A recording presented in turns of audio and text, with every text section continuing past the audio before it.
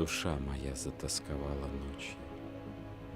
А я любил изорванную в клочья, исхлёстанную ветром темноту и звезды, брезжущие на лету.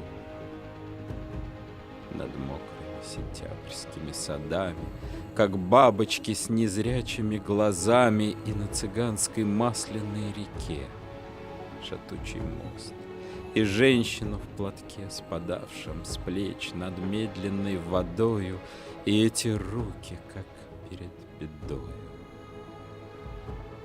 Кажется, она была жива, жива, как прежде мои слова. Из влажных эл теперь не означали ни счастья, ни желаний, ни печали, и больше мысль не связывала их, как повелось на свете у живых.